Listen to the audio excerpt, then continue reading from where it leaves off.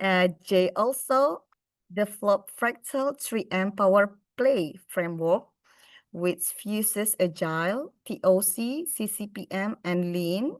And he has transformed over 100 major programs across investment, banking, insurance sector.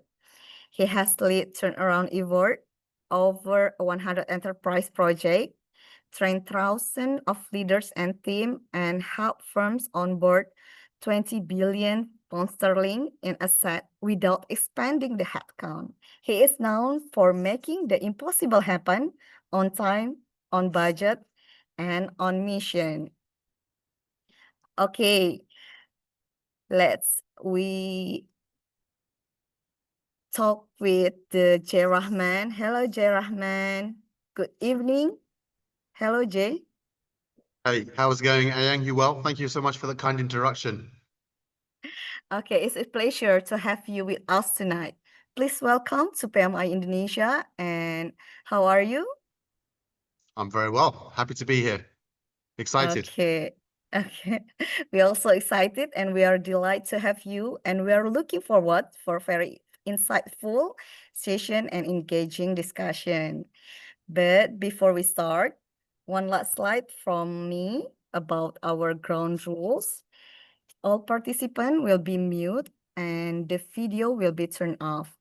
If you have a question, just write it in the chat box and this session will be recorded. The e-certificate will be distributed to all participants who join this session. And if you are a member of PMI Indonesian chapter, there will be auto submission of video and the recording will be uploaded to our YouTube channels. Just please search for PMI Indonesian chapter. And last but not least, happy learning and please give us a feedback. Without further ado, please welcome Jai Rahman. Jai, the screen is yours. Fantastic. Thank you so much. I'm just going to do a share in a minute and then go through it. Just before I get involved, guys, this is hopefully an interactive session. I'm going to be asking you some questions. Please feel free to write your questions and comments in the chat box. The more conversation we have, the better it is for all of us. We get to learn from each other. And the last thing you need is me to be showing you 200 slides in silence. No one needs that. So let's try and have a conversation, and that'll be a lot better for me and for you, and it'll make it much more of an interactive experience.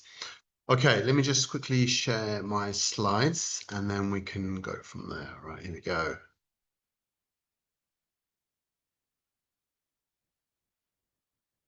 Okay, now hopefully you can see.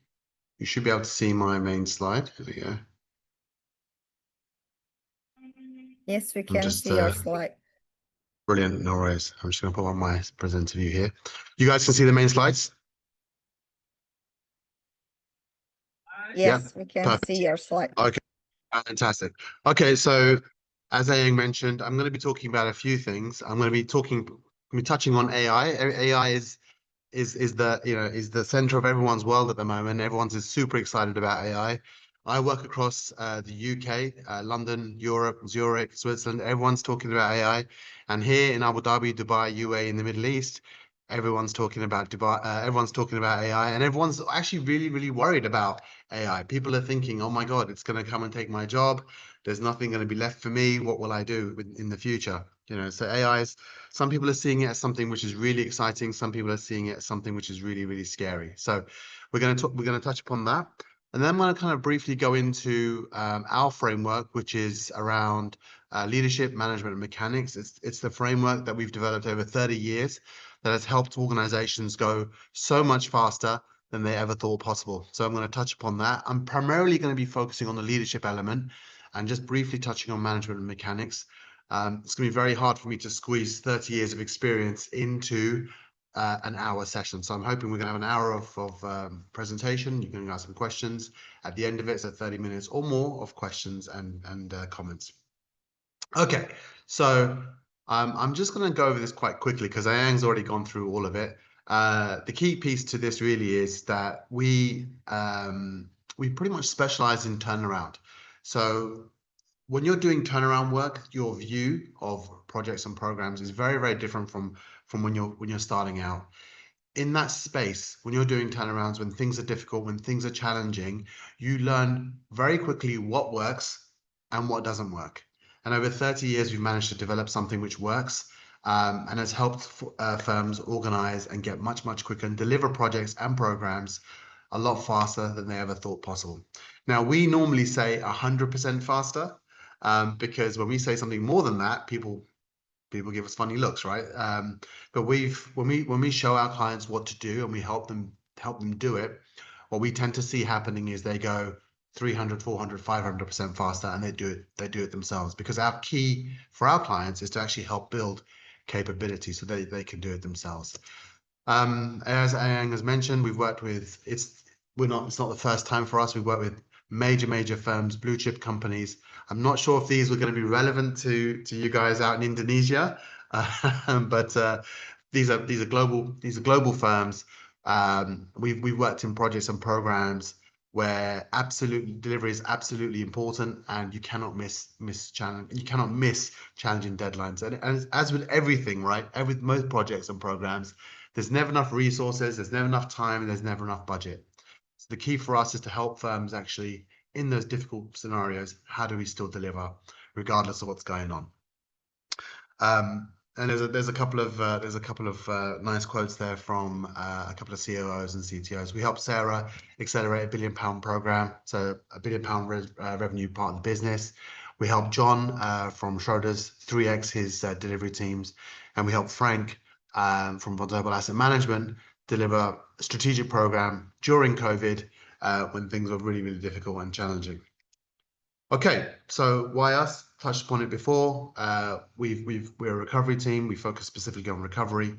Our goal is about helping firms build their own capability so you can do it yourselves and you're not dependent on us. We've been there, done it, got the t-shirt when things are challenging and difficult. And the reason why what we do works is because it's been proven under pressure. We're systematic. We don't believe in just one model. So you won't hear us saying, oh, it's Prince 2 or it's Agile alone. What we tend to do is we bring in models that work and we blend them together to help fit the context for the organization. And that's the difference that makes the difference, right? It's about building multiple models that work in your organization. It's systematic so you can do it yourself. We go beyond mindset. So a lot of times you'll hear leaders say, oh, you need to have a leadership mindset. We build mindset and skill set. And most importantly, delivery is everything. As all of you will know, and as I'm sure all of you agree, it doesn't matter about the tool set and the technique and everything. If we're not delivering value for our clients, what's the point, right? So that's why it works. Okay, so let's get straight into it. Let's talk about AI. So I said to you and I warned you that this is going to be a conversation. So my first question to you is, what does AI mean for project management? So what I'd love for you guys to do is to just take 30 seconds and tell me what you think AI means for project management. Does it mean the end of our careers as we know it? Is it something that's going to take us all over? Is it going to ruin the world, or is it going to be something positive? Just spend 30 seconds now in the comments box and tell me what you think AI means for project management. I'm just going to pause for a quick second.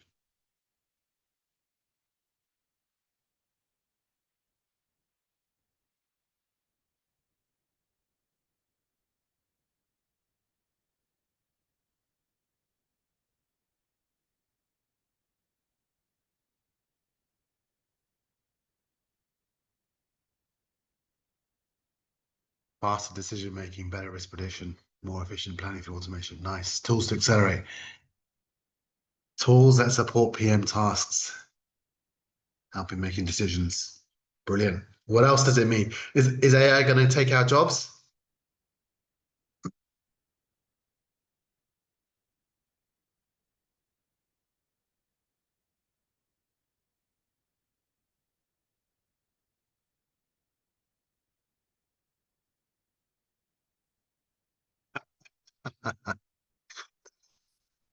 Mark Lee says, been working with them, believe me, they can't. That's a phenomenal, that's a brilliant comment. Thank you for that. Revenue generator, help our jobs, PM, automate daily routines. Brilliant. Yang, excellent. Okay. All right. Brilliant. Okay. That's interesting. Interesting. Certainly when we think about AI, we're thinking about having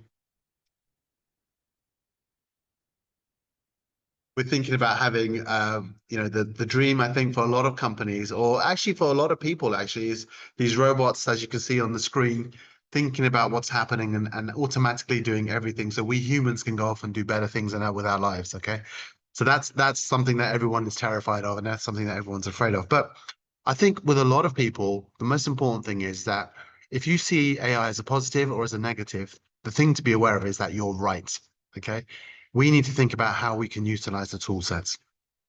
Okay. So what's been my experience of AI? Let's get this thing moving. Okay. So what can AI do right now? So the thing to be aware of is that AI can automate basic tasks. So whether you're using Jira or any other kind of project management tool, pretty much most providers and vendors are rushing to integrate some kind of AI decision-making framework, okay? Something that can help us automate the basic tasks, get rid of the mundane stuff, analyze lots of project data. Sometimes it can predict outcomes, but the most important thing is that AI is right now in that support phase, okay? It's about supporting what we do as human beings. AI right now, and most people are thinking about AI as something which can help us with our productivity and our efficiency, and that's currently where it's at. Okay, now is it going to get to that point where it can decide things for us? And there's certainly people trying to do that, and then you see that happening in the trading space where things are pretty much known and things are quite definitive, and there's definitive rule sets. AI is great at following those sorts of things. But as soon as things get difficult, as soon as things get gray, as soon as there's weak signals, AI isn't that good at figuring things out. Okay. And the most important piece to AI is that it relies on great data. I've been working with some major providers out here. I spoke to one major provider out here, major enterprise client that said, "Hey, we just did AI for our enterprise system for HR, and there's a real problem with it." And what was the problem? Well, if you asked the bot a question, it would make stuff up. If it didn't know the answer, if the data wasn't in the right space, it would make things up. And what's worse is it would actually it would actually create data to back its own position. So that's useless. So AI right now is sort of still very much in its infancy.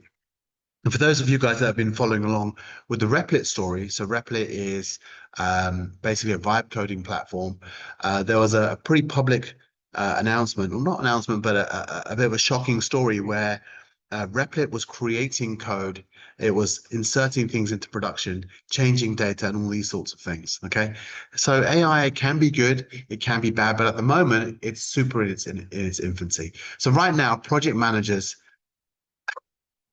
Markley's has got some experience with Replit as well. AI at the moment is in its infancy. So we as project and program managers, we're not in that space yet where we need to be overly worried or concerned about it, okay? Because our whole environment is the gray. Our whole environment is the space where things aren't necessarily clear. We're trying to get complex and complicated things. We're trying to align people. We're trying to align activities. We're trying to manage friction and difficulties when things aren't clear. And as you'll know with experience, people are really, really good at figuring out challenges and figuring out problems when the data isn't clear. That's what we're great at doing. Okay. And seasoned project and program managers, people that in that project space can figure out challenges when you don't quite know how everything's fitting together. They can sift those things out and start to work ahead of time. The challenge with AI right now is that you need the data to be able to do that. Okay. Human beings are great at detecting problems real time and dealing with people. AI isn't very good at that. AI doesn't operate well in the gray, the unclear, or the complex zone. Okay. So I'm not saying that AI is terrible. It's not terrible. It's definitely going to be something that's going to help us and support us, but it's not something that can help. It's not a magic wand. Okay. And that's the thing to be aware of. Also, if you think about AI right now, if those of you who are aware of the Gartner hype cycle, right now there's a lot of hype around AI.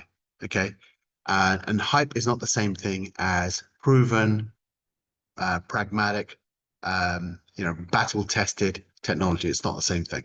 Okay. So I'm not overly worried about AI right now. I'm just seeing it as something which is an addition to support us.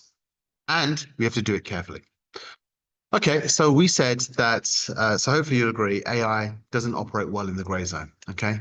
So let me ask you guys a question. Let's come back to project and program management. Now, what is the percentage? My question to you is, what is the percentage of major or large projects that fail to deliver their targeted results on time and on budget? So the question is, what is the percentage of major or large projects that tend to fail? All right. Is it 55% of all projects fail? Is it 80% of all projects fail? Is it 75% of all projects fail? Is it 10% of all projects fail? What are your thoughts? So in the chat box, I want you to tell me what you think it is. 50%, okay. 5 to 10. So 5 to 10%, 20% fail, 40% fail. Okay. Did someone say it's Ade? Ade says 90%. Interesting. Parito said that 80% will fail. Okay. Interesting. Interesting. If it's led by somebody who understands, okay. 50%. Okay. So there's a range there. So some people think that 5 to 10% of projects fail. That means there's a 90% success rate when it comes to delivering projects and programs, especially when they're large projects and programs.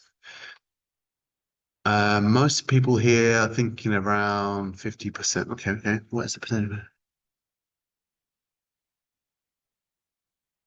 Someone's got someone's actually gone off and done some AI work. There you go. You're actually spilling the beans, whoever that is. So who's that? So that is Sanjaya Hediat. Okay, interesting, interesting. Well, actually, that's actually really, really good point. All right, here we go. So, oop, let me go back a bit. So here's what we found. Okay, here's what we found. Most projects tend to stall around the 90% mark. So 90 days in, projects tend to fall apart. Okay. If you're doing Gen I, over 50% of your projects will fail. And around 70% of all projects fail. And that's the Standish report stuff that's been put in the chat. And the key piece to what we're saying here is project failure is the norm. It's not the exception. So most projects normally will fail. That's what we're saying here. Okay. And as other people have mentioned, Professor Ben Flyberg did some phenomenal research in terms of project failure. This man is the major program management professor at Oxford Said Business School. And he found that actually 99.5% of major projects failed to deliver their targeted results on time and on budget. Okay. Is that scary? That's pretty scary, right? Ultimately, the point is that project success is the exception, not the norm. All right. And that is something which a lot of people don't actually know too much about.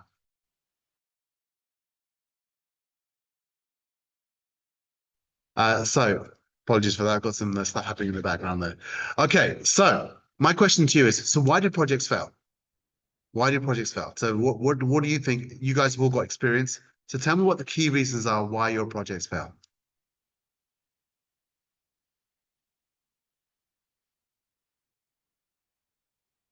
Bad communication, failing to plan. Yeah. Corruption, that's an interesting one. Scope creep. Failure to manage risk and uncertainty, bypassing discipline. Yep. Poor planning. Yep. Replanning resource. Gold plating. Interesting. Crazy client. Excellent. Excellent. Okay. All right. Okay, cool. All right. Okay. All right. All of these are valid. These are all valid things. We've seen all of these things. Right. So let me kind of take you through an approach that we've seen. So normally when people talk about project failure, they're going to mention teams, management, and leadership. Okay. In the team space, they're going to talk about, hey, the mechanics weren't right. The requirements weren't clear. Estimation and planning was terrible. It was either too much planning or too little planning, or not rigorous enough, or the plans changed. Teams didn't collaborate, communicate, they didn't coordinate. Yeah, there was no risk management. So these are the kind of things that we'll see at the team level. We ask again, and then the next thing that comes up is leadership. People will talk about leadership. They'll say the vision wasn't clear. There was no strategic alignment. Leaders weren't helping. Okay. Leaders weren't helping us. They weren't helping us figure out challenges and issues. They were managing by intimidation. And they weren't willing to listen to the truth around the challenges that the organization was facing, okay? Or ignoring risk or pushing teams beyond their capability. So we'll hear that. We'll hear either it's a team's problem or it's a leadership problem, it's a mindset problem. Okay. What else do we hear? Well, when you do talk about managers, you hear about poor management, filtering or distorting information, creating bottlenecks, misaligning priorities, and resisting change. So you'll tend to see issues like this. You'll go, right, normally the teams didn't do a great job, or the leaders didn't do a great job, or the managers didn't do a great job, okay? But the fact of the matter is that these things on their own don't deliver projects, okay? Fixing a project or trying to operate against an organization layer by layer doesn't actually work. So what we've seen is this, and this is anyone with any kind of experience will know this, right? So if you've been doing this for a while, you'll see that actually failure from a project perspective is systematic, okay? It's issues that operate across those layers and levels. And because they're all operating in different spaces, you cause more and more challenges. So fixing one layer doesn't work. So if you go in and you fix the teams at the mechanics layer at the bottom here, all right, down here, that won't get it, okay? Because if you fix the mechanics and you go, hey, dependencies and all these kind of things have been dealt with, then what you might find is that as teams require support and assistance from the management layer won't be there to support them. If they need help from the mission layer, the leadership layer won't be there to support them. So what we really need is we need our organizations to be aligned from the mission, management, and mechanics space. So all three of those layers have to be aligned. All three of those layers have to be working in a way that they help delivery happen. Sorry, guys, can you guys go on mute there for a quick second? Thank you. So what we're trying to do is, what we're trying to say here is that project failure is not down to one layer. You can't just blame the teams. You can't just blame the leaders. You can't just blame the management, right? What you have to be able to do is to see it as a system, see the organization as a system. This is important because most organizations don't see project management or product management or project delivery as a core competency that they have to be really, really good at. Okay. So because of that reason, they don't see it as a systematic problem. They just see it as a layer problem. Oh, we need to fix the teams. Oh, we need to fix the leaders. Oh, we need to fix the management. Okay.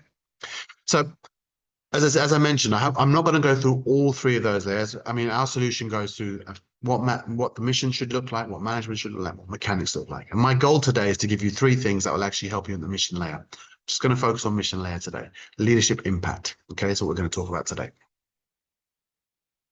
Okay, so back to my question again. Now, what is the success rate of projects with highly engaged leadership?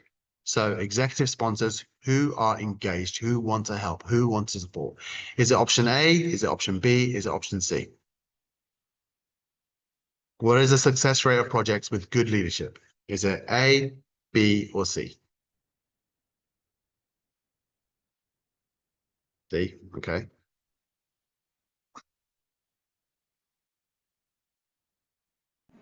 B with asterisk.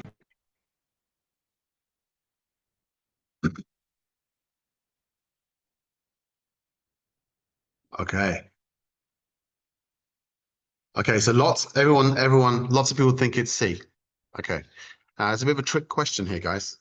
Ah, B. Okay, interesting. So remember what we said earlier on, that actually it's about a systematic approach. So one layer alone doesn't do the job. Okay. We have to think of it as a system. So actually, the right answer is B. The right answer is B, because leadership actually makes a huge difference. In fact, strong leadership, great leadership, leaders who actually own, who have a sense of responsibility, who own the delivery and see that as their job, okay, see that as their job, will actually accelerate and quadruple the success rate of projects. Now, they can't do everything, obviously. You need to have strong teams. You need to have good management, all right? But strong leadership makes a huge difference, makes a massive, massive, massive, massive difference, okay? And for most of you that have been in sort of any kind of project or program support space, trying to deliver tough projects, trying to get stuff done, which is difficult, if you've got a leader behind you, or if you've got a sponsor behind you that is willing to roll up their sleeves, help you figure out the challenges and the problems, help you work with management, help you work with the teams and fix the challenges from an organizational perspective, right? And a delivery perspective and a resource perspective, you will see your projects accelerate. Okay. So those projects that do have strong leadership, 67% of them will succeed versus 18% that don't. Okay. So you have a much, without leaders, you're 80%, 82% likely to fail your project or program. All right. So leadership is absolutely critical in terms of what we're trying to do. And hopefully, if you've got experience, you've been there, done that, this is not a surprise. You guys already know this. I'm telling you stuff that you already know. But the key thing here is the statistics show this and prove it. And this is what we've seen as well. So if leadership is one of the most key elements, let's talk a bit about how we can make that work. All right. So this doesn't work, right, guys? We've already shown that this doesn't work. Okay. The pyramid, the leadership pyramid doesn't work. Most organizations are structured like this: leaders at the top, managers in the middle, teams at the bottom. Okay. Leaders will send threats, or they'll send down missions from the leadership down to the managers. The managers then go and talk to the teams and everyone sort of cracks the whip. Most organizations are structured like this, and most people think about organizations in this way. Okay. We've actually seen things slightly differently. So I'm going to show you a slightly different way of thinking about an organization. So an organization is actually, interestingly enough, the opposite of a building. It's the opposite of a building, right? So you see a building, the foundation of a building is at the bottom. Okay. What we've seen is the foundation of an organization is actually at the top. Strong leadership is the foundation of an organization. All right. What do we mean by this? Leaders at the very top of the organizations are bringing strategic focus. They're the foundation of the business. Good leaders will bring extreme ownership in terms of the results of their teams and their managers, and they have full engagement. Okay, good leaders will not hand off work to somebody else and go, "That's it." Now, leadership teams may not be doing the work, but they're eyes on, they're engaged, they're paying attention, they're doing their best to support their teams. Okay. When you have good leaders like that, they will encourage and support their management teams. Managers are organizational engineers. They're relevant and they're needed. Now, a lot of you guys are probably hearing a lot about self-organizing teams. Self-organizing teams, and the promise of self-organizing teams is that you don't need management teams, that you don't need managers. But that's ridiculous. Everyone remembers a great manager. Managers teach, managers coach, managers mentor, right? Anyone that's learned anything always remembers a great manager, because those guys and those girls help them get better at their jobs. And what we've seen is when you've got strong managers, good managers, effective managers, they are catalysts, okay? They help organizations and they help teams get better. So there is this myth in Agile that managers are evil. That's not true. It's not true at all. Great managers are absolutely needed. I'm a professional Scrum trainer with Scrum.org. I've been with them for a long, long time. I know about the theory of agility, and I know the difficult time that managers get. But the fact is this: managers are organizational engineers, and they're absolutely needed when it comes to getting things done. Okay, they're the glue when it comes to strategy and pushing to execution. And then finally, great teams. Great teams are master planners, master builders. They're risk focused and they're determined to deliver. Now, this inverted pyramid is actually a better way of actually viewing project and program delivery. Teams depend on solid management. Solid management depends on solid leaders. Okay. This is currently how our model works. And actually, most people know this. It's just that it hasn't been spelled out in this way. But most people feel this. Most people who've worked in good organizations will know if you're in the team, you can depend on your managers. If you're a solid manager, you know you can depend on solid leaders. And that kind of framework helps delivery happen quicker.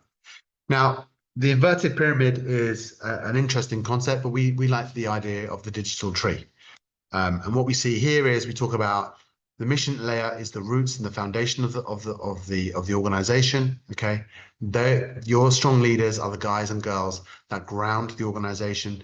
They're the guys and girls that know where they're going. They're the guys and girls that provide the focus and the reason for the organization to be. Okay, management is like the trunk. They connect strategy, the direction to execution, and then mechanics we talked a bit about at the very periphery of the business, the expert planners, the master builders, the risk managers, and delivery obsessed. Now, being delivery obsessed is something that project managers all know about.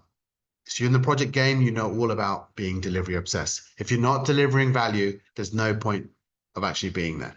And I think this is one of the things that some teams have lost their way about, right? Because when it comes to delivery, sometimes, certainly in the agile space or certainly in other spaces, people tend to forget about delivery. The most important thing to remember is that engineers and delivery folk love to deliver. Okay. So if you're helping teams deliver, you're actually doing the thing that people love. Okay. I don't know any artists very few artists actually, when they create beautiful creations, they want people to enjoy them. When you have engineers that are creating wonderful bridges, they want people to use them safely. Okay. A great example is Volvo, the engineer that created the seatbelt. He worked for Volvo, car manufacturer, and he gave away the seatbelt for free. So the seatbelt that you guys are using every single day in your cars was designed by an engineer from Volvo many, many years ago. Gave that away for free. Okay. And what's that about? Delivery is everything. People love to deliver. Okay. So that's one of the key things that we have to recognize and remember. All right. So I know this is a bit of a brief introduction to our kind of our philosophy and our approach. So let's get to it. So let's talk about the mission element, right?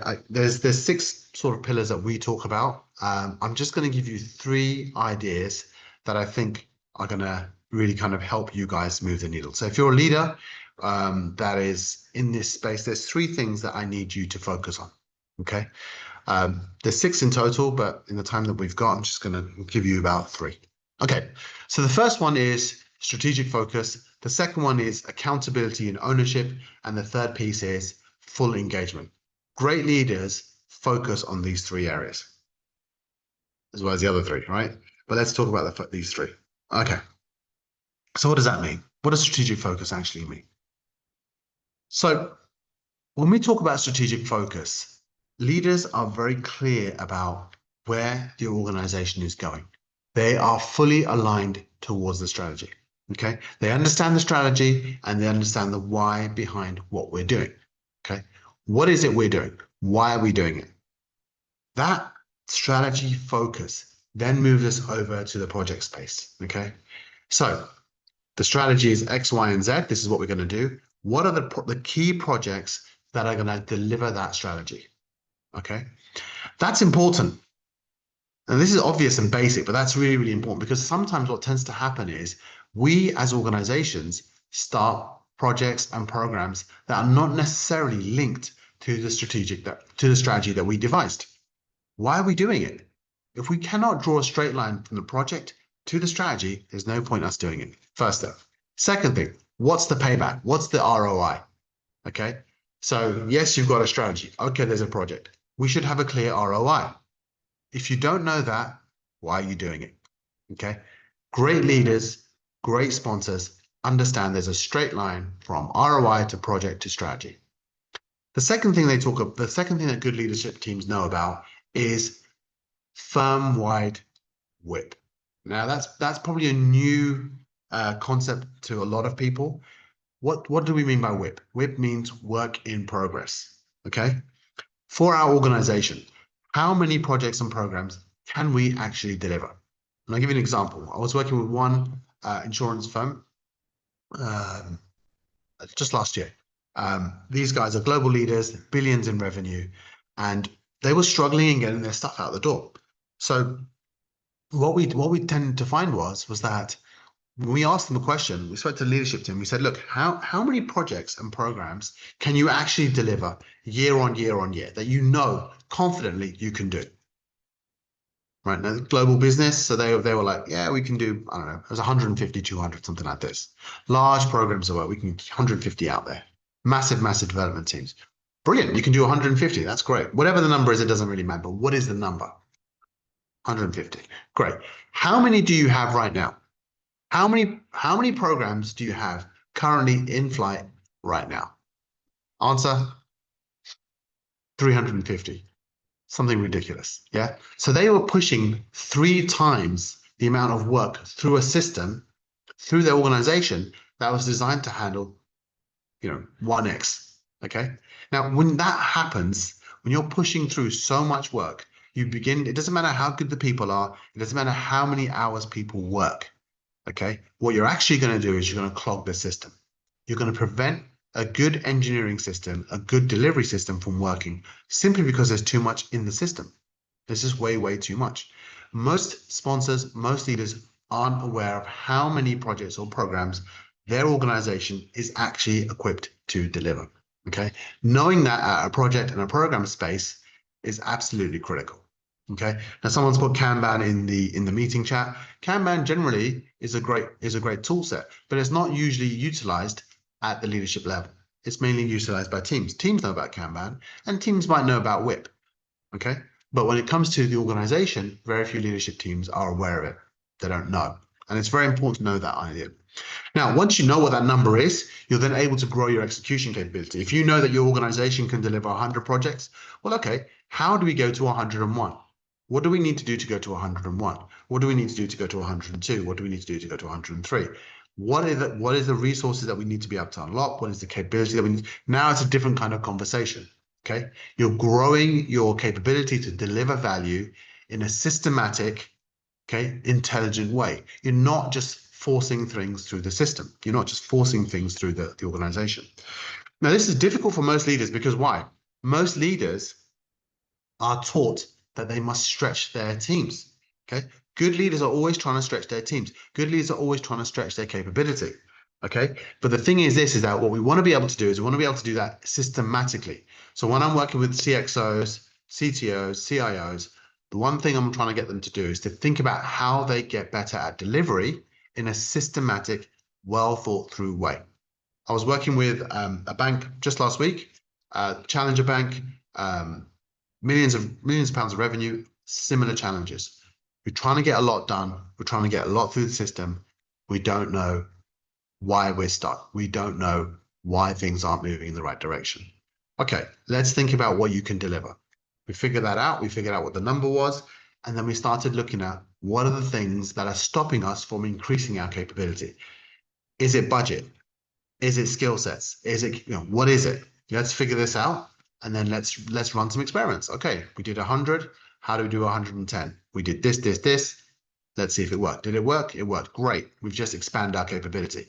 But the idea behind this strategic focus is that you're doing it with clear intent, with clear data, with cognizance. You know what you're doing.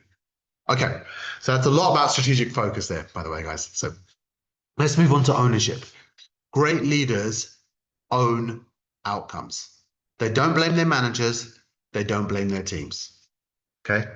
The reason why you are in a leadership position is because you own the outcomes of your teams. It's on you. All right. It's not about excuses. It's not about blame. It's about learning. What is stopping our teams from doing what they need to do? Okay. The reason why this is important is that when people bring challenges to good leadership teams or leaders who have a sense of ownership, what they will do is they won't shoot the messenger. They'll look at that data as feedback and they'll go, right, how do we solve this problem? What do we need to do? Okay. It kind of goes back to having this data-driven approach. What are the challenges in the system? What are the challenges in our organization that are stopping us from moving forward? Great leaders who own the challenges and who own the friction will work to overcome those challenges, help their teams with resources, training, support, whatever they need to do to help unstick the system. Okay. Ownership is absolutely critical when it comes to getting things done. All right. Now, the thing about ownership is that bad leaders will see ownership as something like blame. The thing to be aware of is that no one is perfect, no organization is perfect. What we want to be constantly doing is learning, learning, learning. Leaders that have a sense of ownership create a culture of delivery because people are then free to talk about the challenges. Okay. And if you know the challenges that your teams are facing, you can either coach them through it, you can mentor them through it, you can train them through it, you can build their capability. If you don't know what's happening, and if people are afraid to tell you what's happening, your organization will only get worse as people will hide the problems from you. Okay. And then that leads us to the final pillar here, which is full engagement. We talked about ownership. When you have strong ownership and you have strong strategic focus, you become present. Okay. The whole idea of full engagement is being present at the right moment. You're not there 100% of the time. You don't need to be. You're there at the right time when you're needed. Okay. Your goal is to listen for signals over noise. Challenges is what you're looking for as a senior leader. Challenges become opportunities to grow your team. Okay. That means you can either mentor them better, you can train them better, you can coach them better. That's what you're trying to do. Okay. You're always trying to grow your team's capability. And as you try to grow your team's capability and as you grow your team's capability, you will find that the organization capability to deliver value will increase. Now, what I've also found is that a lot of times when you have full engagement and you're giving direction, you must over communicate. You must constantly be on mission. You must constantly be talking about culture. You must constantly be demonstrating the right culture. Okay. You must be able to give credit and own mistakes. What does that mean? When your team does well, give credit to your team. It's not about me, it's about we. Okay. When there's challenges, it's on you. Okay. That's what being a great leader is about. That's why you get paid what you get paid. That's why you have the responsibility and the accountability that you have. Okay. Final piece, and this again goes with the ownership piece, actively remove challenges. When your teams are bringing challenges to you, they are bringing them to you primarily because they don't know how to overcome them. Okay. Or they haven't got the resources to overcome them. Your goal is to figure out what that is, work with your teams, and help those teams actively remove those challenges. When you remove friction, what tends to happen is you remove friction at a scale. Okay. I'll give you an example. One of the best leaders I worked for was a guy called Ashley, now head of research at MSCI. Wonderful, wonderful guy. Um, he had, when we were working together, he had about 10, 15 teams. 10, 15 teams managing all kinds of problems and challenges, and they were actually managing money. So it was part of a quant team. And what happened was each one of those teams was having problems with their hardware.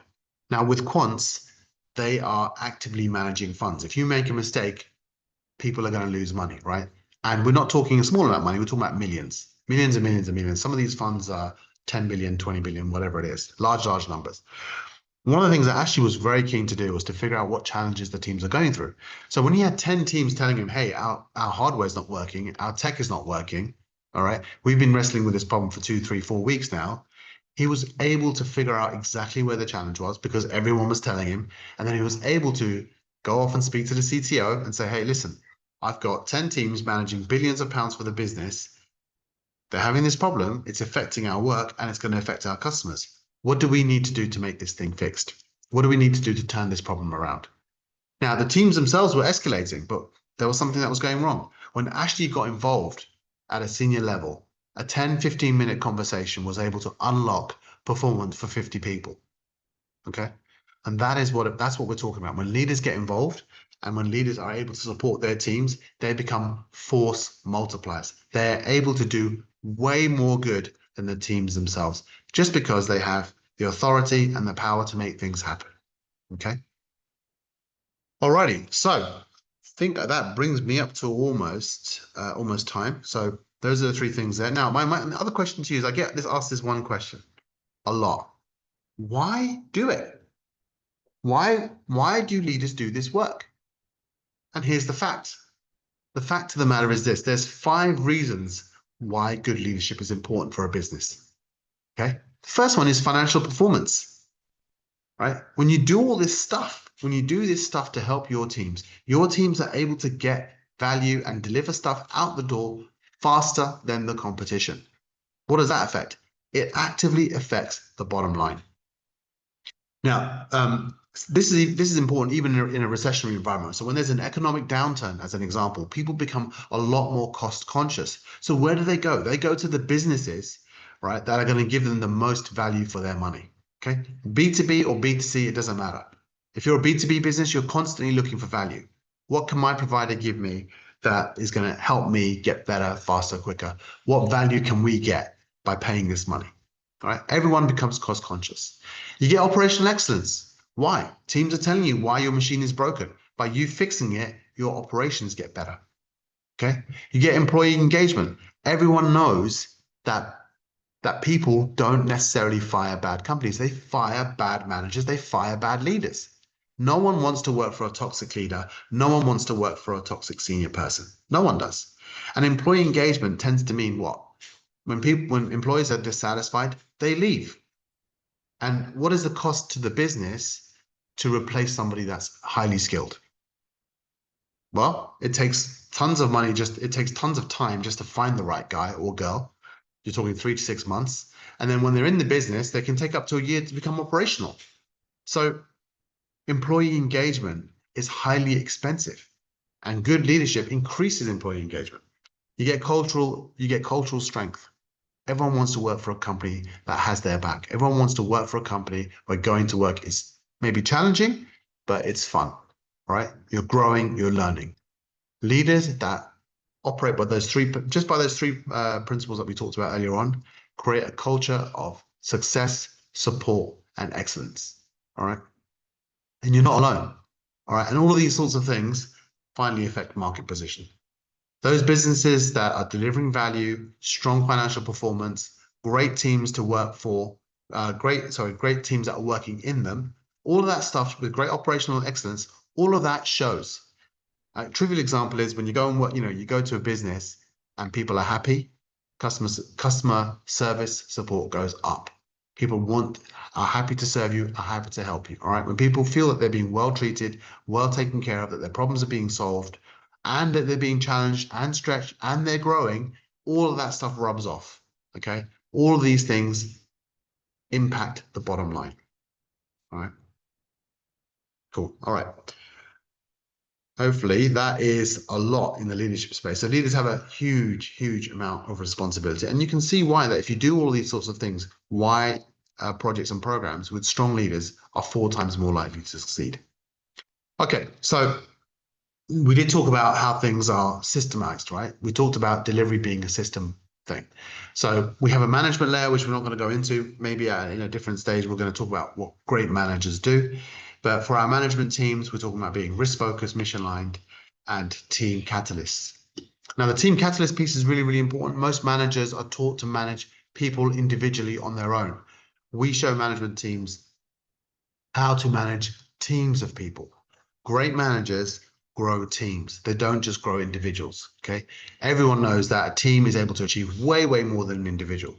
But the question is, how do you build a killer team? How do you, as a manager, know how to build a team that works, okay? Most managers don't know that. They just know how to build individuals. Managers who understand this will see their teams as a portfolio of skills. Someone's strong in here, someone's weak there, and they'll use different people to build up the overall strength and capability of the team. So great managers are team catalysts. They know how to coach, mentor, and train great teams. They're mission aligned, mission focused, strategic focus is important, and they're risk focused. Okay. What are the things that are preventing my teams from moving forward? And how can I get ahead of that? Okay. And then finally, we're going to talk about mechanics. Mechanics, we're not going to get into, but the key piece to being strong delivery teams is being master builders, being master planners, having delivery focus. Those are the 3 areas that we always teach teams to be focused on. Okay. This is the kind of the mission management mechanics is the framework that Fractal delivers every single time we go into spaces, and how we do 100% faster, 400% faster, 500% faster turnarounds. Okay. Alrighty. Now, finally, hopefully that's not been too onerous. I've got a couple more minutes. The one thing I do want to give you guys was this thing called the Accelerator Workshop. It's one of the things that we give as a thank you to people that listen to us. You guys have all been here. If your firm is struggling with a project or a program that you think is going to be able to help, is going to actually, that could do with some help and support, then one of the things that we do for free is we do a full internal workshop with your organization. We'll come in for free. We'll look at your challenges. We'll help you figure out where your projects are blocked, broken, where there's friction, and we'll help you come up with a plan free on how you could accelerate that and how you can turn that around. So that's my offer to you guys for giving me some of your time and listening to me. The other thing is this, is that if you connect to me on LinkedIn, so my name is Jay Rahman. You find me on LinkedIn, you connect to me on LinkedIn. I'm more than happy to actually answer any questions or have any kind of conversations that you might have challenges with. All right. So the accelerator workshop, we only give this to, I think there's about 110 people on this call. So this is limited only to 5 organizations. As you can probably imagine, this is quite intense for us. Normally there's a charge for this, but as a thank you to you guys for listening to me, I'm more than happy to offer that to you for free for 5 firms. And there you go. You can book a discovery call with me here, and we can go from there. Alrighty, I think I'm at the right time, Ayang. Right, Jay. That's very interesting session. So the fractal system is about 3M, mission, management, and mechanics. Whether this mission, leadership, achieves everything is the 3 focus as strategic focus, ownership, accountability, and full engagement. And while the management is to anticipate, align, and act, and the mechanic is about structure that scales. Absolutely. Absolutely. Okay. So if you have any question, you can just put your question on the chat box. And if you want to deliver your questions live, you can just open your camera and open your microphone. Is there any question? Everyone is just stunning about your good presentation. Everyone's thinking. Everyone thinking what they have to ask to you.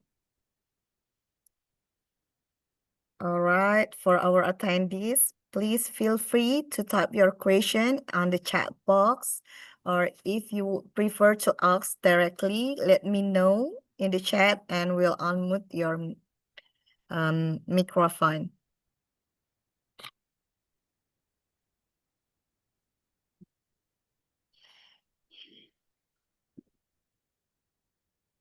Okay, there is the first question is from Pak Pugu Hermawan. In the transformation project execution, there were a changing of top management, so the pace and engagement from leaders start to decrease. How should the new leaders do?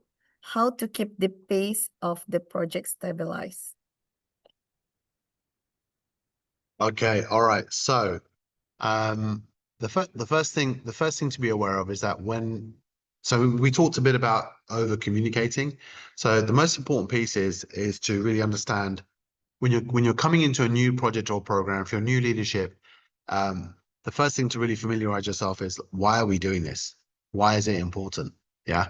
And sometimes what happens with teams is when leaders change, it changes the team dynamic. And so teams feel a little bit unsure about how to engage with new leadership teams. So what leaders need to do is understand why are we doing the project and program? How is it aligned to strategy? First thing to do is to communicate with the teams. I always love to, whenever I'm coming in and there is a lot of times we're taking over something which is difficult and challenging, what I'll do is I'll have a conversation with the teams. I'll speak to the management teams and I'll speak to the teams themselves.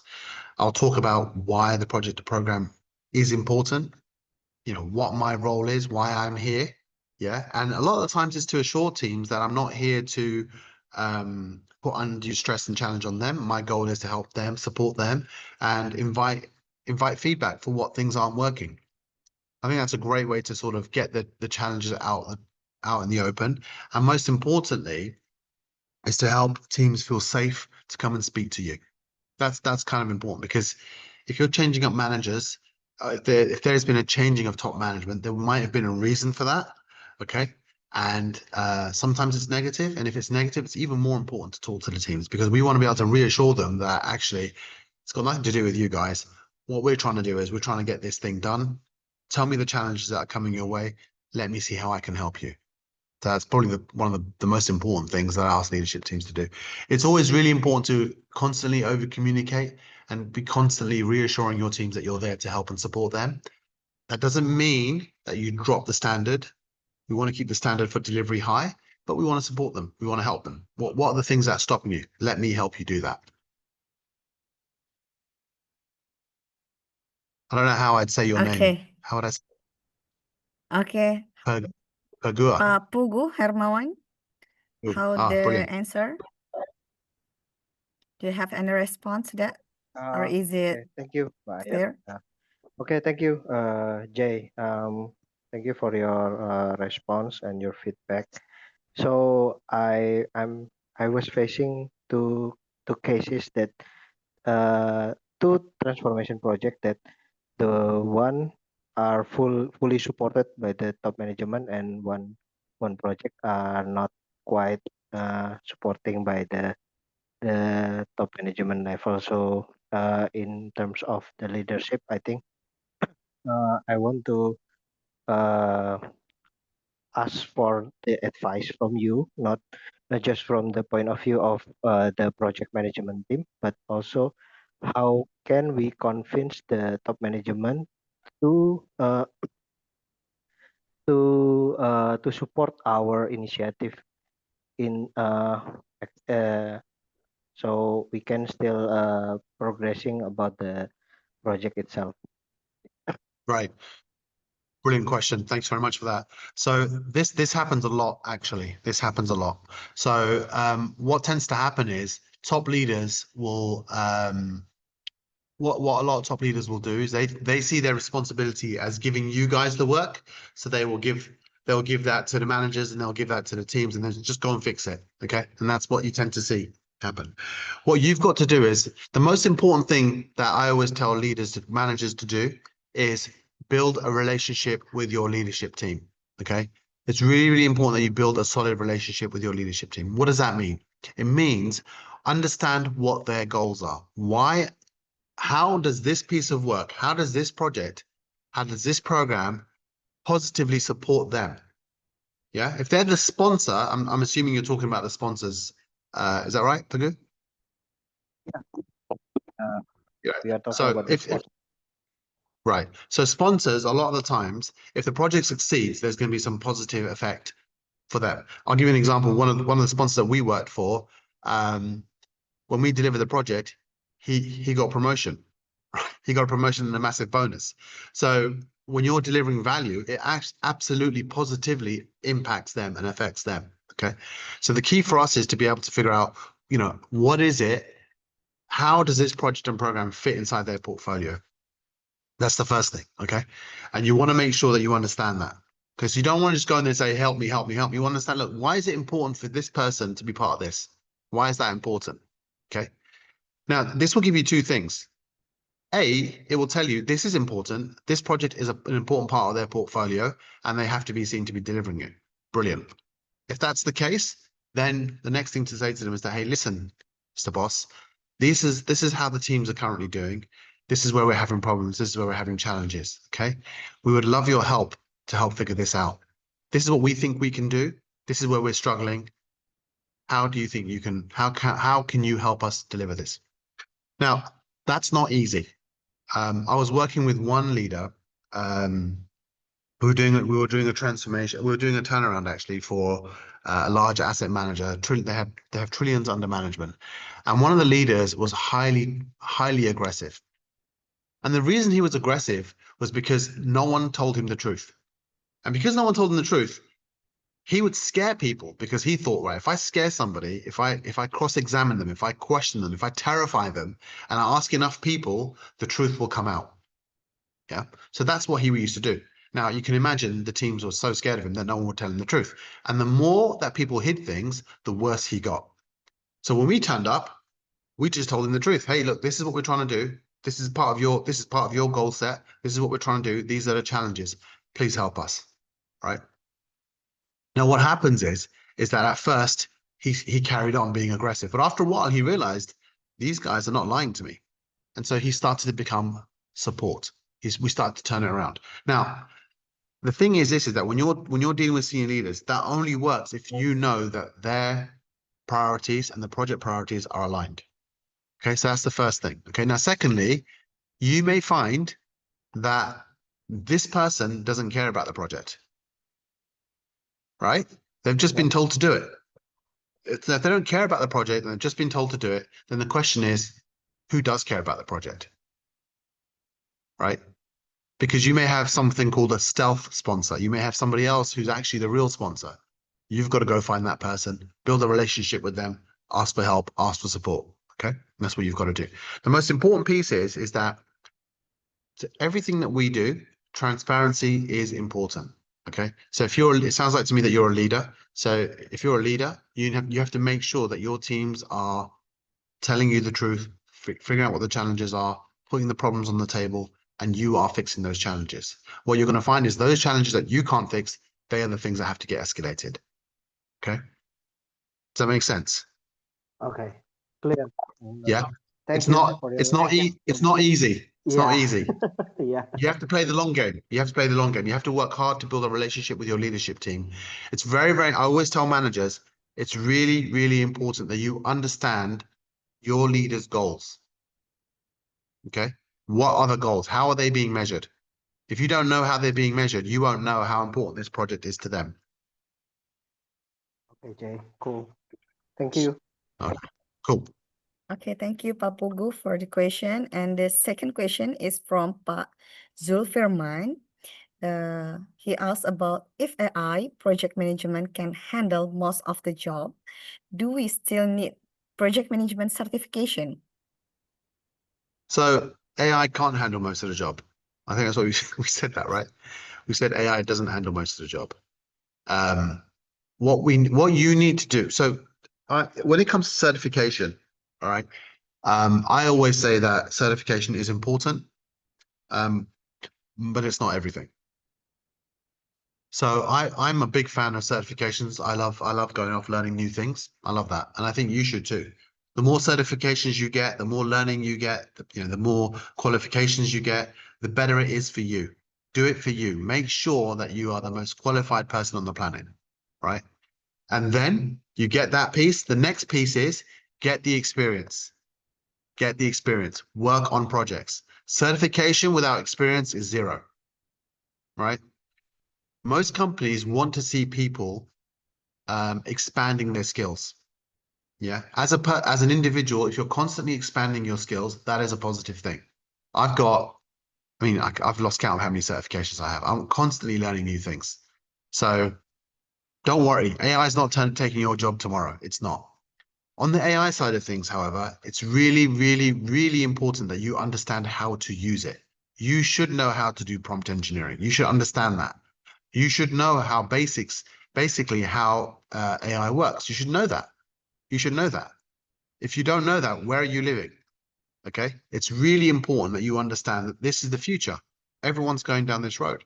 So project managers and program managers and delivery folks that understand how to use AI, understand their strengths, understand its weaknesses, are much, much better than those project managers who don't understand anything. Okay. So Zulfirman, I would say to you that don't worry, AI is not taking your job tomorrow. Okay. Get better at your certifications, get as many as you can, be wide in terms of your certifications, keep learning, man, and keep working hard at your projects. Okay, thank you, Jay. And thank you, Pak Zulfirman, for the question. And let's move to our third question from Pak Tori Rianto. Hello, Jay. On the current AI era, please share your experience aligning AI for project and program management. Sure. So the way that we use, so there's a couple of ways that we've been using AI. A lot of it is to sort of simplify reporting. Now, as I mentioned to you before, it's about good data, right? Your teams have to be giving you good data, all right? That means they need to be diligent and disciplined in making sure they're putting the right stuff in. The way that you use AI has to be tested. So you're coming up with the right conclusions, you're coming up with the right ideas. So right now, AI is great for productivity when it comes to reporting and sniffing out some of the challenges. A great example of this is when we do a lot of agile stuff. Obviously, we train a lot of agile teams and management teams and all this kind of stuff. A lot of the stuff that we do, for example, is risk management. So we're big on risk management. We're massive when it comes to that. We're highly focused when it comes to risk management. And so what you want to be able to do is you don't when teams are raising risks and challenges and all these sorts of things, AI is great at figuring out, tracking them, figuring out what's happening, giving automated signals in terms of, hey, this risk is this is what's important by now. This is what needs to happen, and escalating and all this kind of stuff. So it's great at doing things like that. Okay. The idea for AI usage right now is think about the things that you don't want your teams doing, right? So if you're a developer, if you've got an engineering team that's building code, you don't really want to be, you don't want these guys to be writing reports. You want them to be doing the work. So that's what's great about AI. Let's take away the stuff that doesn't add too much value. Let's focus on the value delivering things. That's what I tend to do. That's tend to how we've been utilizing it really, really well. Just on another thing, for the coders that we've been working with, so we've been working with lots of teams that have doubled their engineering productivity because they figured out, I know Replic's not great, but they figured out how to get better at building code faster. Okay. It doesn't mean you need to get rid of the people. People are still important, but using AI to get rid of the mundane, the basic stuff, that's where it's key. Okay, thank you for the answer. And thank you for the question, Pak Tori Rianto. The next question is from Mr. Makli Lunardi. I see that AI does have potential if a company invests significant amount of money and doing this seriously. I can say it almost can do anything. How to make our job replacement free or irreplaceable? So I think one of the biggest challenges that one of the biggest challenges that people have is they're seeing AI as a threat. And that's I'm not saying to you that it's not a threat, okay? But I'll tell you one thing, those people that refuse to embrace the technology, that refuse to learn about the technology, they are the people that are going to get left behind. So if you look at history, whenever there was any kind of a revolution, from the printing press to to engineering, to the horse being replaced by the car, all these sorts of things, those people that embraced it were able to figure out new vocations, new jobs, new this, new that. Okay, we are in this amazing space right now, amazing space. Our kids are going to be doing jobs that we haven't even thought about right now. When I was young, I'm 51, right? A long, long time ago. My parents said to me, hey, you need to be an accountant. So that was the thing. You need to be an accountant. You need to be a doctor, right? That was what was all about. But when I grew up, I went into IT. So when I was a kid, computers weren't even a major thing. The internet was invented when I was young. Yeah, I was at university when the internet turned up. And now look at what's going on. All right. So the key is to embrace it, to learn from it. All right. And then create your own way forward. Now, in terms of your job, project management, project delivery is very much a human endeavor. Okay. It's about complexity. So what's complexity? Complexity is lots of things coming together, creating a result that no one could have anticipated. Yeah, that's what complexity is. And what we do as project and program managers, what we do as delivery people, is figure out how do we coordinate our people, coordinate resources, right? Coordinate communication. How do we work together to get something done and out the door? No one anticipated COVID. It happened. Yeah. Right? And what are people great at doing? People are great at figuring out those sorts of challenges and overcoming those sorts of challenges. Okay. So I don't think we're at the stage yet where AI will do absolutely everything. I think it might happen and it's going to be coming. But what's important is where will you be? How much will you know? Does that mean you have to be a coder? No, it doesn't mean you have to be a coder, but you do know how to use the technology. You should know how to use the technology. So I can't tell the future. I don't think anyone can. If I could tell the future, I'd be a very rich person. But I can't tell the future. What I can tell you is that it's coming. Be really, really good at it. Be the guy, be the girl that knows how to use it really, really well. My kids are super young. I've got my 15-year-old creating videos with AI right now, Star Wars videos and all this kind of crazy stuff. And he does it because he finds it fun. That's going to be the future. Yeah. Yeah, Jay, if you're okay with it, I agree that the idea of AI is very expansive.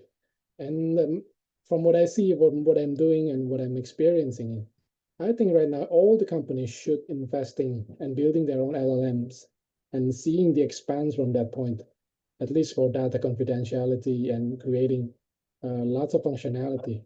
And after I'm doing all of those, learning all of this in depth, I see that we are so in troubles. I think a, even as small as like a 500,000 US dollar investment in one company to jump into it, they can create so much things out of it. So And yeah, I let, think let, with you. yeah. Let me help you. Let me help you figure that out, right? So whenever whenever we work with organizations and we say to them, hey, you should do this, you should do that. We never just go in and say, do this, do this, do this. We always come in and say, this is the business case. This is why you should do it. So a lot of times when organizations see, it's hard to be in business right now. Business is tough. You have limited resources, the iron triangle that we all know about, right? You've got limited resources, right? You've got a limited budget, right? If you spend money here, you can't spend it there. So if we're going to go down the LLM route, if we want to think ahead, what's the ROI for the business? Why should I spend my money on this now? Why not later? Right? So we need to be, so whenever we're convincing leadership teams, look, a leadership team, they have a very serious job. Leaders have to be able to make sure the business is profitable. Okay. That's their job. They have to figure out what are the right products that we should be providing? How can we sell it at a profit so we can all pay our mortgages and take care of our children? Serious job. So coming up with, and leaders they have to, because of that reason, they have to think and weigh up different parts. So if we're gonna present something, we need to be able to give them the business case. What is the business case for AI? What is it? Does it impact our business right now? What happens if we were to wait 6 months? I'll give you an example. We were working with one company who's like, yeah, we're gonna build our own LLM. We're gonna go off and we're gonna build this, we're gonna build that, and they would spend hundreds of thousands of pounds on technology and software and this, to build whatever they're going to build. Yeah. 6 months, I 6 months later, 6 months later, OpenAI revealed something which was $20 a month, and they were able to use it straight out of the box. I think chat OpenAI only tip of the iceberg. From what I see, Yeah, of course. No, of course. What else? So, corporation is a very mean, mostly dominated by some guys that actually have less moral fight and stuff, and they will yeah, profit oriented and they will do yeah. efficiency in the company. But my biggest We fear, we we are yeah. part of those way replaceable. That's literally it.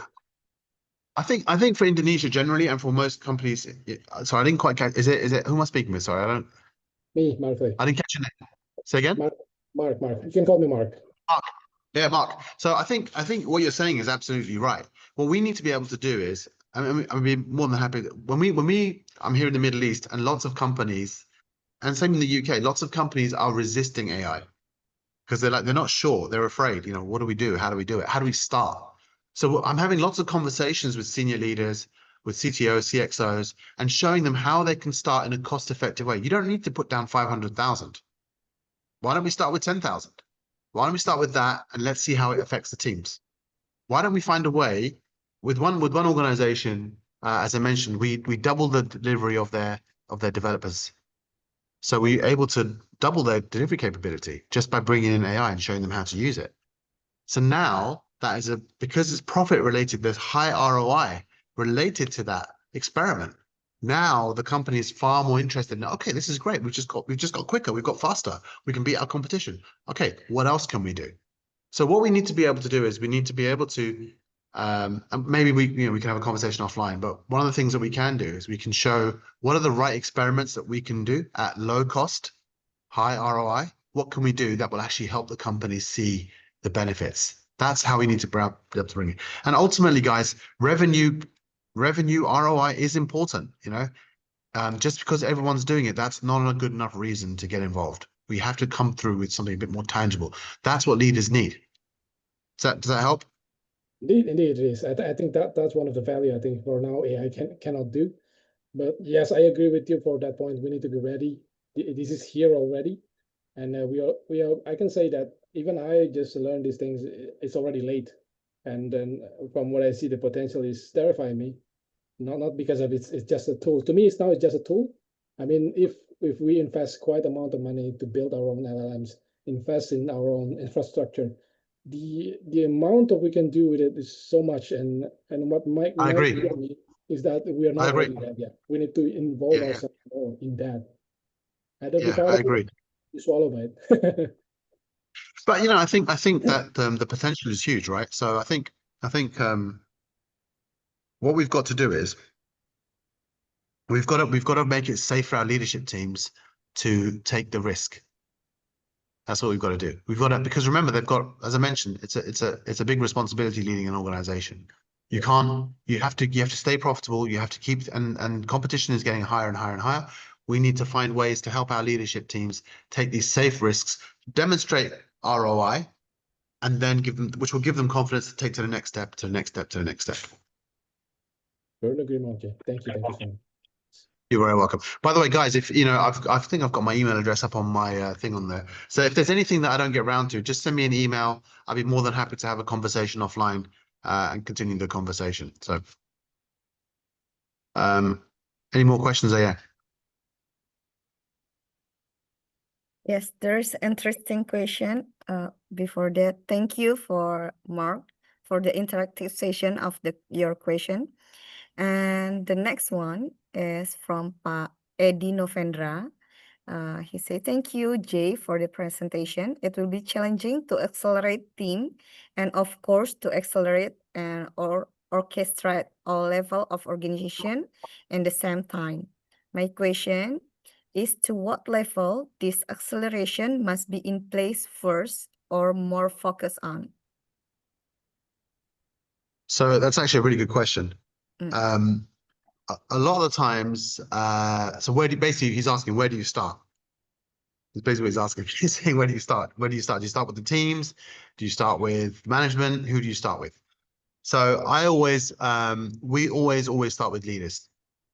So we said that, so if you remember the tree or you remember the upside down pyramid, the inverted pyramid, leadership teams are the foundation of the organization. Okay. A lot of times when people are doing project delivery, they tend to focus on teams first, right? And they forget about the leaders. Teams are actually the easiest people to change because teams want to get stuff done. They want to get things out the door. So that's not where you should focus. You need to focus on the guys and girls at the foundation of the organization. That's the leadership teams. And as I mentioned, if you get leadership teams doing the right things and seeing project and program delivery as a core competency for the firm, yeah, what will happen is you will start to see the reason why that you'll start to see acceleration because those guys and girls are able to influence management teams who are then able to influence the delivery teams themselves. Does that make sense? Okay, Jay, thank you very much for your explanation. So it means that before accelerating the project, it means that you have to maybe observe, yeah, and maybe tailor the need for the organization to accelerate the project. That's right. So if you are we talking about a scenario where you're in a project or program already that's failing? No, my question is such if you find a customer such as an organization, it means that you have to observe first and then make a tailored recommendation like that. So they focus on maybe Uh, for the leadership, manager, or maybe team. That's right, Jay?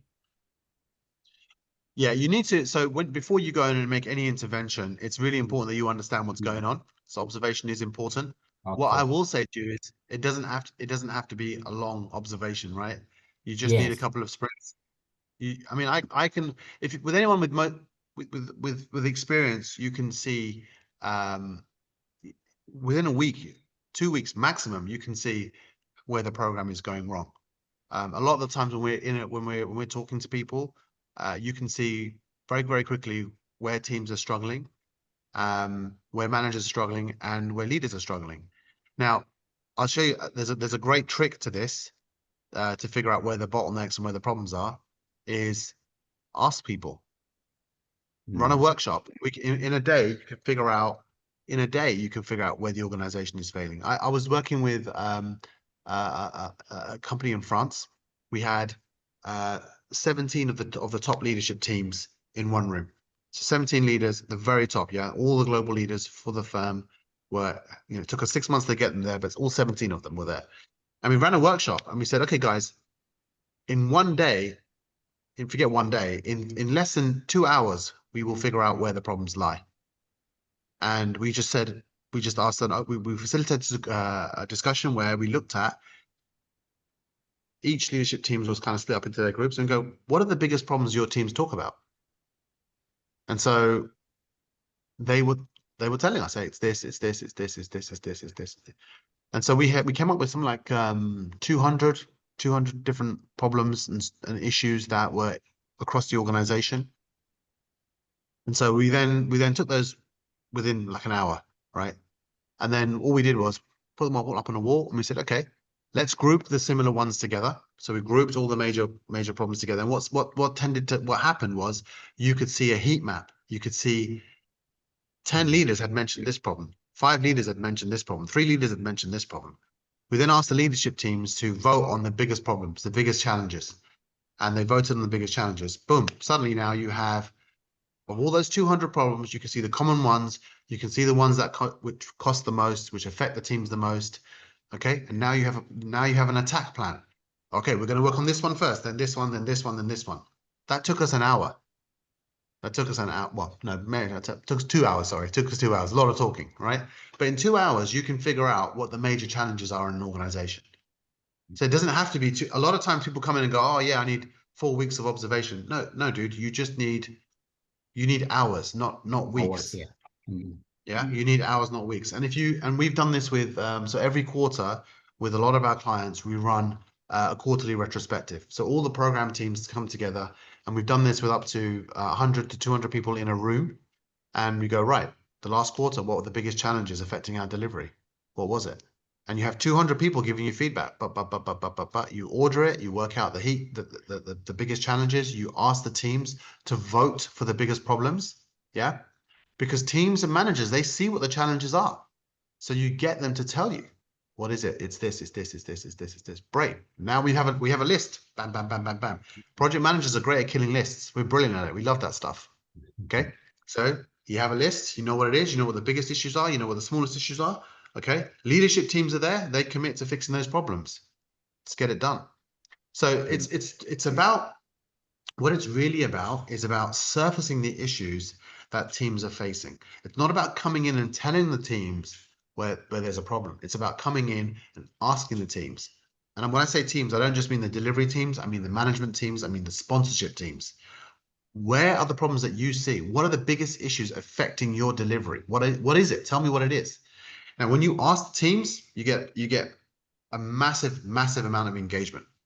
You get people going, I still this problem for the last 6 months. I've told Jay now, I've told the management teams now, and then they can say, right, these guys are going to go and fix it, and the leadership teams commit to fixing it. And when that happens, you see a cultural shift. You see that acceleration coming. Does that make sense? Does that help? Okay, Jay. Thank you very much, Jay. Thanks. Sure. Welcome. Okay, thank you, Jay. Thank you, Pak Adi. Sure. I think the question from the Pak Adi is wrap up our Q&A session. We are sorry we couldn't get all questions due to the time limitation, But thank you for the great engagement from all the participants. Okay, before we end, we would like to invite everyone to turn on their camera for a group photo. And to assist this moment, may we ask Mas Raisuli, our VP program, PMI Indonesian chapter, to help us capture the group photo. Okay. Okay, please turn on your Sorry. camera. For those of you who want the deck, I've just put my email in there or my LinkedIn. Connect me on LinkedIn or email me, and I'll be more than happy to send you the deck. Okay, everyone. Please open the camera. Okay, the first screen. Mas 1, 2, Raisuli, 3. please Yes. just drop the spotlight from me and Jay. Ah, yeah. Look it. Okay. Let me know when, right? So I can smile. Okay. 1, 2, 3. Smile. Yes. Okay. It's screen, yeah. We have I think 3 screen here. Wait. Okay, other screen. 1, 2, 3. Smile.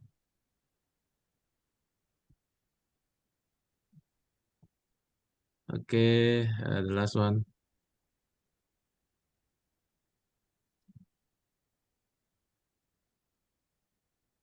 There's a lot of smiling.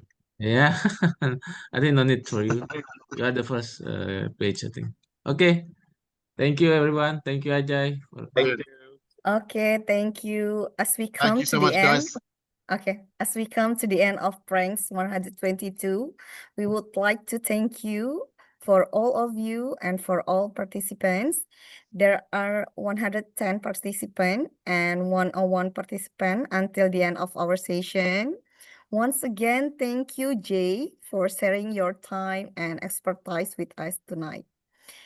We hope you all found the session insightful and packed with practical value. And stay tuned and connected with us via Instagram, LinkedIn, and our website.